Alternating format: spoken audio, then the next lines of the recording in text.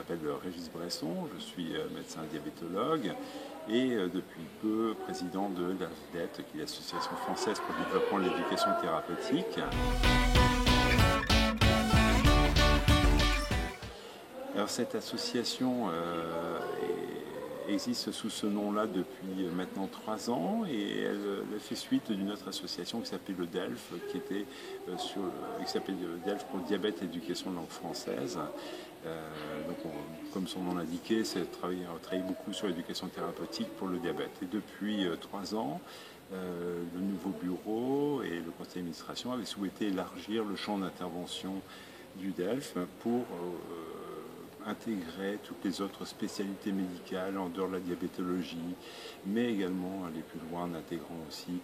les autres sciences humaines, soit la philosophie, psychologie, sociologie, etc. Donc c'est comme ça qu'on a créé cette association AFDET et qu'on a également développé les axes d'activité de l'association. Alors, traditionnellement, cette association fait des formations en éducation thérapeutique sous la direction de la directrice de l'AFDET qui s'appelle Brigitte Sandrin-Berton, qui est de formation médecin santé publique, qui est impliquée dans les formations d'éducation thérapeutique depuis très nombreuses années, qui est une figure reconnue en éducation thérapeutique et également, bien sûr, en formation des soignants. C'est ainsi qu'il y a un catalogue de formations proposé par l'AFDET avec des formations sur l'éducation thérapeutique, celle traditionnelle des 40 heures, qui sont un peu plus d'ailleurs chez nous, à environ 50 heures à l'éducation thérapeutique, ce qui permet aux soignants d'intégrer des programmes d'éducation thérapeutique, mais également d'autres formations à la carte sur l'entretien motivationnel et comment susciter le changement chez les patients, mais également sur le bilan éducatif partagé, enfin d'autres formations. Mais la principale activité de formation de l'association reste celles qui sont faites sur des sites à la demande d'équipes, soit des équipes hospitalières, des équipes de réseaux de santé, des équipes de maisons de santé pluridisciplinaires, et ça c'est en plein développement depuis quelques années, et toujours donc des programmes de formation qui sont adaptés aux besoins des équipes. Alors ça, c'est le volet formation qui était assez traditionnel pour notre association, mais depuis la création de l'AFDET, nous avons également constitué un volet de recherche, une activité de recherche en éducation thérapeutique et surtout en promotion de la recherche dans ce domaine-là, en créant une bourse annuelle qu'on appelle la bourse AFDET et qui ne récompense pas des travaux, mais qui permet d'initier des travaux de recherche par des équipes qui soumettent leurs appels à projets tous les ans. Alors ça, ce sont l'autre activité, et ça vous êtes ici pour, vous l'avez constaté, c'est également la tenue et l'organisation de ce congrès annuel sur l'éducation thérapeutique, le congrès santé-éducation, qui a réuni à cette session un peu plus de 600 participants qui ont pu échanger sur le thème de l'art dans la relation de soins et la formation des soignants. L'AFDET essaie de faire participer le plus grand nombre de personnes aux activités de l'AFDET. C'est pour ça que nous avons un conseil d'administration qui est assez important, qui réunit un peu plus de 20 personnes, qui réunit aussi bien des professionnels de santé, que des professionnels de santé qui soient médecins, non médecins, mais aussi maintenant de nombreuses associations de patients ont rejoint le conseil d'administration de l'AFDET. Et ce conseil d'administration a élu un bureau, donc c'est comme ça que j'ai été élu président d'ailleurs. Le conseil d'administration, le bureau, ça c'est le fonctionnement habituel de toute association, mais s'appuie également sur des comités qui font le travail de fond de l'AFDET.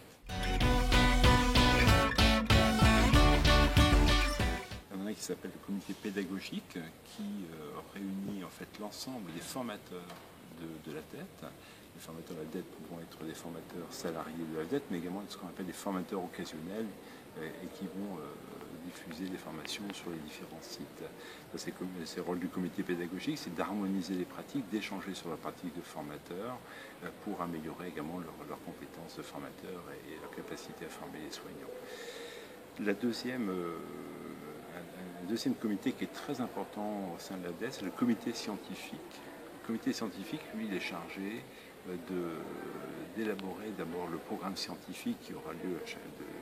dans le cadre de notre congrès, mais également de lancer les appels à projets sur les appels à projets de recherche qui font l'objet de bourses de recherche de l'AFDET. Voilà, c'est parmi les plus grands travaux. Alors, d'autres travaux vont également être organisés à l'avenir pour ce comité scientifique. Nous avons également un autre comité qui est très important, c'est le comité qui va piloter en fait, l'organe de diffusion et de la communication de l'AFDES, ça s'appelle le comité de rédaction, qui est chargé en fait, de toute la ligne éditoriale et la diffusion du journal de notre association, qui s'appelle Journal Santé Éducation, qui jusqu'à présent était un journal papier qui était diffusé dans la France entière, mais qu'on va dématérialiser bientôt pour le faire accéder au plus grand nombre et de façon gratuite, donc qui va être diffusé par Internet grâce à une société d'édition qui va le diffuser à de nombreuses personnes et à tous les soignants. Ça sera pour diffuser différentes lignes, comme par exemple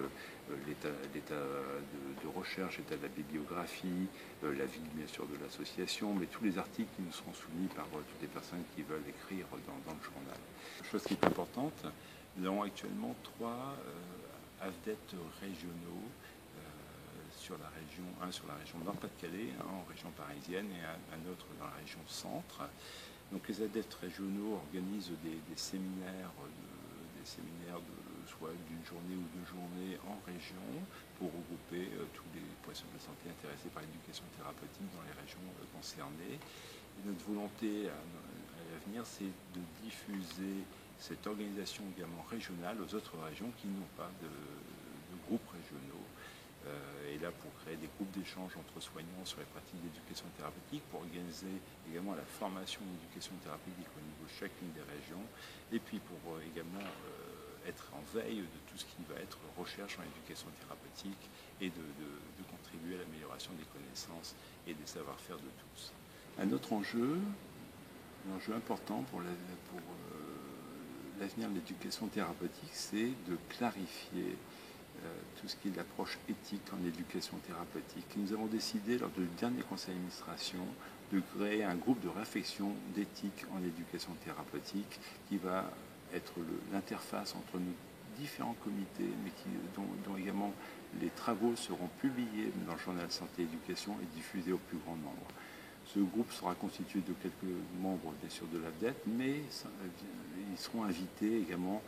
pour enrichir la réflexion des gens qui viennent du monde de la philosophie, de l'éthique, bien sûr, de la sociologie, de l'anthropologie et des sciences sociales